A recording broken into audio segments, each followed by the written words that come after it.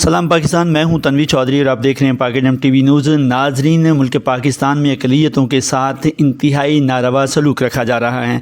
कभी चर्चिज़ पर हमले होते हैं, कभी नर्सिस पर, कभी कम उम्र बच्चियों को अगवा किया जाता है, कभी शादीशुदा लड़कियों को अगवा किया जाता है और उन्हें ज़बरदस्ती मुसलमान किया जाता है। नाजरीन, कभी मंदिरों पर हमला किया जाता है। कोई भी अक़लियत पाकिस्तान में महफूज नहीं। रियासत मदीना में ये सब क्या हो रहा है? अब तो हद होगी कि एक पढ़े लिखे शख्स ने, हकीम इमरान साकिब ने बाइबल मुक़द्दस की पहले नंबर पर तौहीन की, दूसरे नंबर पर खुदावंद यसु मसीह की तौहीन की और तीसरे नंबर पर मुक़द्दसा माँ मरियम सदीक़ा के बारे में अपनी जहालत का इजहार किया। रकम अक्ली और लाइल्मी भी उसकी ज़ाहिर करती है कि वो क्या जानते हैं। पहले आप ये वीडियो देखिए और उसके बाद फिर इस पर तबसरा करते हैं। तुम्हारी बाइबल मरियम की भी तौहीन करती है। ये जनाब यूहन्ना की इंजील है, यूहन्ना की इंजील का बाब 2 है। फिर तीसरे दिन काना गलील में एक शादी होती है। उस शादी के अंदर यसू भी है, यसू के शागिर्द भी हैं, मरियम भी है। महफल, मैं की महफल जमी है, मैं की महफल, और उस मैं की महफल में ये सारे जनाब ये सारे शरीक हैं। और जब मैं पीते पीते ख़त्म हो गई तो यसू की माँ मरियम जो है वो कहती है कि यसू की माँ ने उससे कहा कि उनके पास मैं नहीं रही।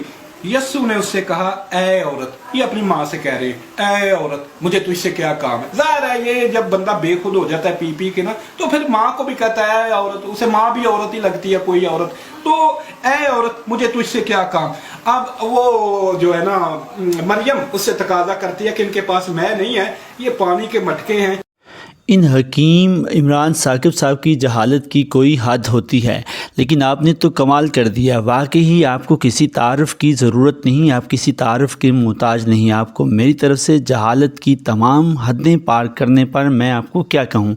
आपने तो जहालत की हद ऐसे पार कर दी जैसे केटू को फ़तह कर लिया।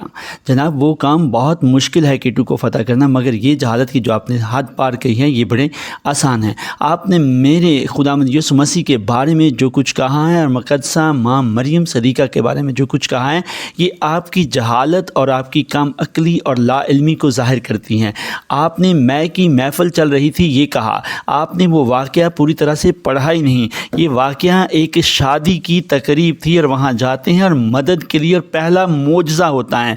वहाँ एक रवाज था कि मैं दी जाती थी, जैसे हमारे यहाँ रवाज है कि गाँव के अंदर या शहरों के अंदर और एक ख़ास सकाफ़त में, एक ख़ास जहाँ पर लोग रहते हैं उनमें एक ख़ास तौर तरीका होता है, कुछ मशरूबात पेश किए जाते हैं। तो ये वाक़या उनकी मदद करने के लिए मुक़द्दसा माँ मरियम ने अपने बेटे खुदावंद यसु मसीह को कहा। और आए औरत जो हैं, अगर आप मुताला करते और मुताला किया होता, कंपैरेटिव स्टडी पढ़ी होती आपने और आप जानते होते, तो आप कभी ये बात ना करते। कंपैरेटिव स्टडी में हमेशा से मुख्तलिफ़ मज़ाहब को तफसील से बयान किया जाता है। आप यहूदी मज़हब के मुताबिक आए औरत जो हैं वो बहुत ही पाकीज़ा और पाक लज़ है, बड़ी रिस्पेक्ट है, बड़ा एहतराम दिया जाता है। आपने शायद ये मुताला ही नहीं किया।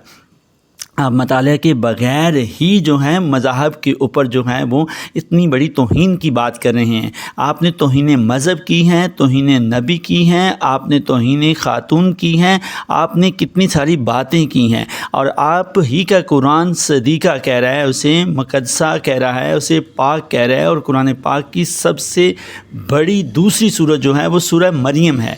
आप किस तरह से इस तरह की बात कर सकते हैं? और ये फिर मोजज़ा के बारे में थी। आपने खुदा यसु मसीह की, कलाम मुक़द्दस बाइबल मुक़द्दस की और मुक़द्दसा माँ मरियम की तौहीन की है।